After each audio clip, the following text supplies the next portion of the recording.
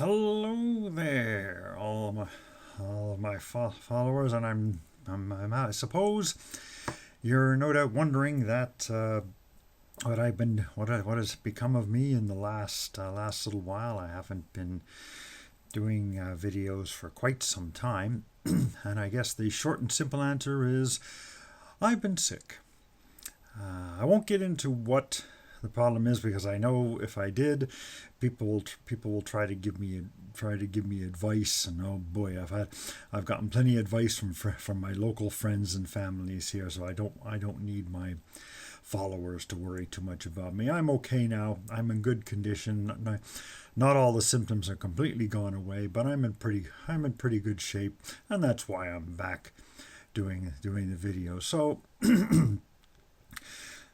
thank you all for your patience, and let's get started here. While I was away, one of the things I did was I visited Canada, which is my home country, and visited with my daughter, and at the same time I went shopping for some coins. I had a chance to visit one of the coin dealers, and this was one of the coins that I bought. This coin was on my bucket list, and yeah, it's for those of you in the know, you know that is what we call a piece of 8. It's a Spanish 8 real coin, or Spanish dollar, some people call it, but the actual value of it is 8 reals. And let's turn it over here. We got the 2 pillars. Notice the ribbons around the pillars. That's where the dollar sign comes from, by the way, is the ribbons around the pillars. So we got the big Spanish shield. You still see this particular shield on the Spanish flag. If you take a look at the flag of Spain, it has this design on it. and as you look on the left side of it, you'll see 8R for 8 reals, and before that there's the M with an O on top, which means that this was made in Mexico City. And going back here to the king, it's Charles the Fourth, 1806. It's not a particularly rare variety, which is why I was able to afford it. Still, though, it was 175 Canadian dollars. That's a good chunk. That's a pretty good chunk of money, especially for me when it comes to shopping for coins. For anyone who's wondering why I didn't get a gold doubloon to go with it, well, the coin store I visited, they did have some very nice gold doubloons. The cheapest one started at about 4,000 Canadian dollars. So yeah, there's just no way. My wife finds out, you spent how much for this coin? Yeah, I'm not gonna risk it. $175 was enough. But anyway, there we go. That's one more thing off of my bucket list. A Spanish piece of 8. And yes, it's a beauty. You'll notice this holder, by the way, is not a 2x2. It's a 2.5 by 2.5. So you need like a crown-sized holder to put this in, because it is a big chunk of coin. And yeah, and it's nice. And you'll notice there's 0.7797 silver. Rather strange number, but that's the amount of silver that's in it apparently. While I was at the coin shop, I got a few other things. This one here. Now it's being bronze. It has the dark patina on it, so it might be difficult to see too much of the detail. But it's a half a farthing.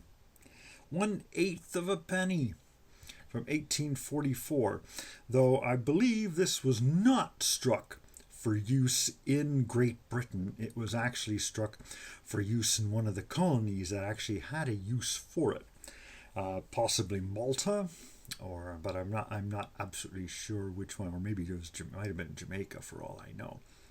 1844, half a farthing. It's so quite an interesting coin. Not the cheapest though. They're somewhat rare. So I thought half a farthing. Yeah, I gotta have that. I already have a 1/3 of a farthing that was struck for use in Malta, by the way. But the half a farthing, I thought, well, might as well have a half farthing to go with it. So that's that. Then I got a few loose coins here. This one is from pre-Confederate Canada. And this is from New Brunswick, which is a province in Canada. Before Canada united in 1867, New Brunswick produced some of its own coins. This is a New Brunswick 1 penny, 1864.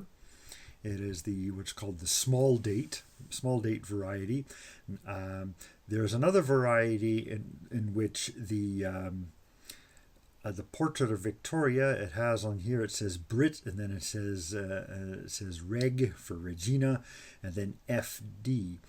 There is a variety called an F over E, or E over F, or whatever it was, in which case then instead of the FD it looks like an ED. This is not that rare variety, and you probably can't tell there, but it's not the rare variety. If it was, it'd be worth about around $100. As this is, it's worth about six Canadian dollars. So nice coin. Got a few coins here which I believe are Chinese. I say I believe they're Chinese because I haven't quite sorted out how to differentiate Chinese, Japanese, and Korean, and Vietnamese, and other parts of the Far East that use coins like this. But I believe these are from China. I noticed also that they are brass, which has me thinking that perhaps they are contemporary counterfeits rather than actual coinage, because the Chinese usually produce these out of bronze. So who knows? But anyway, I think they're from China. And so this one, I got another one here with a hole in it, but this one is from British West Africa.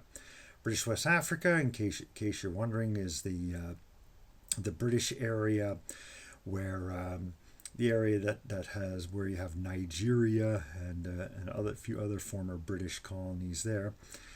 And in British West Africa, the hole in the coin helps to differentiate the coin in this case, but I believe it also was so that the coins could be strung together, just like the Chinese ones. They would put them together on a string. In many of these poor African countries, people had outfits that may not have even had pockets in them, so they would string the coins together and put them around their neck like a necklace. And then, of course, they would untie the necklace and take a few out whenever they make a purchase. So this one then, see, 1919. There's the date is at the bottom, and of course my camera now is choosing not to focus on me. Come on, focus. I believe it is 1930. The other side just has the name of the British monarch at the time, George V. No picture, of course, because there's absolutely no way they were going to do a portrait of King George V with a big hole through him. So nope, that just would not be appropriate.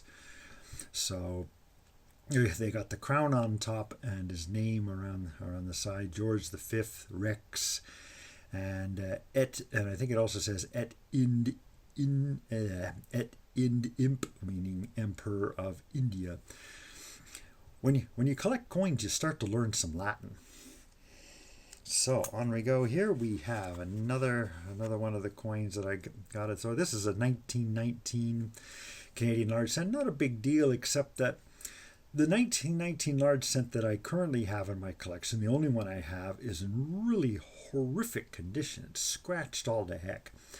So I saw this in the bin at the coin dealer, and I thought, yeah, I need that. I gotta improve. I gotta get a better example of the 1919, and there it is. That was not too bad. This one's like a very good to fine condition. That's George V, by the way.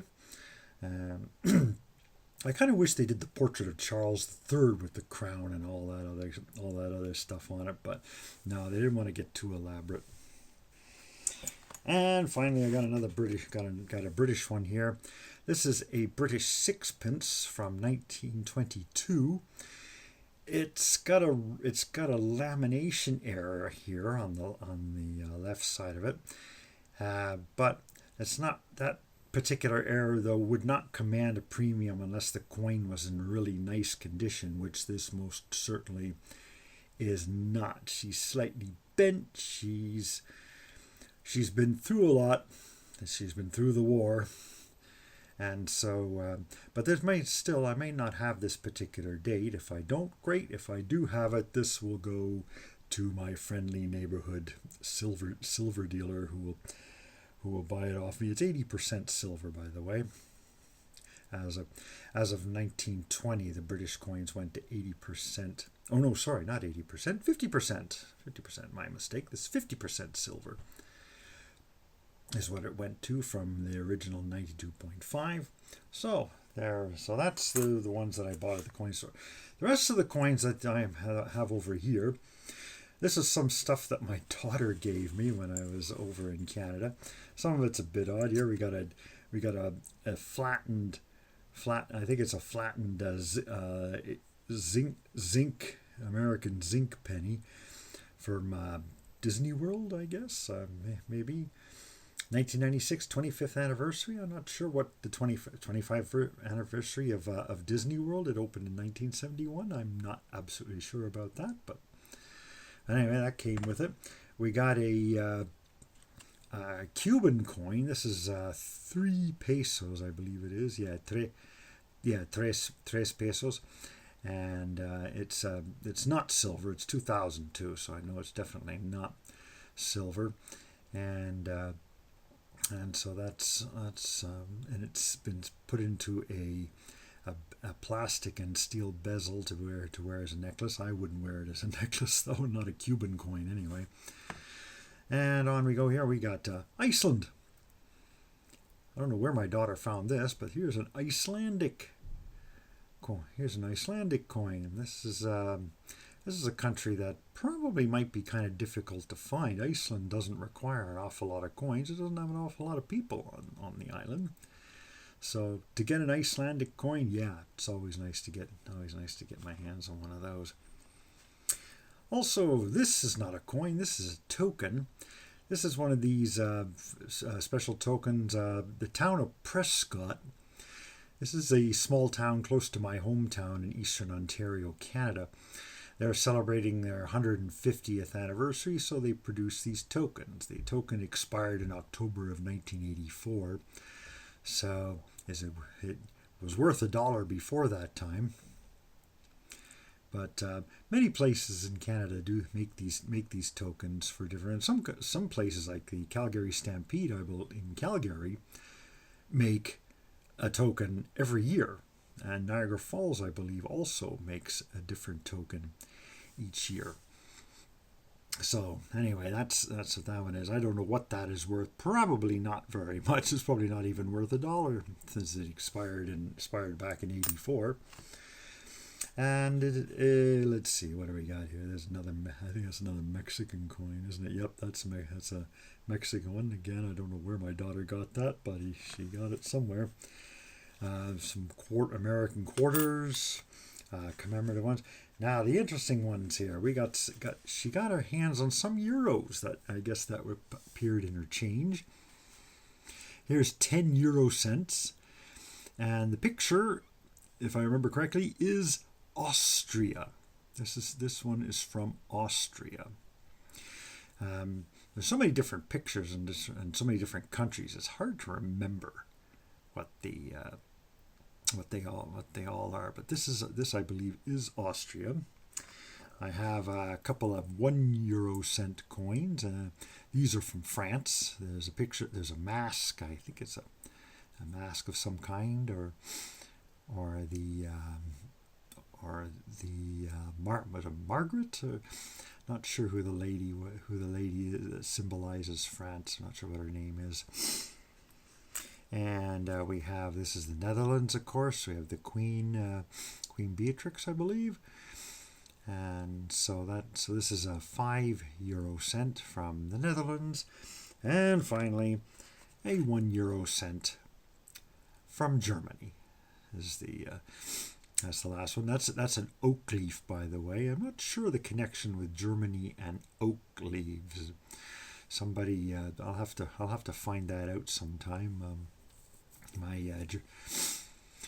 Perhaps one of my German watchers out there, if there are any, might tell me what the significance of the oak tree is.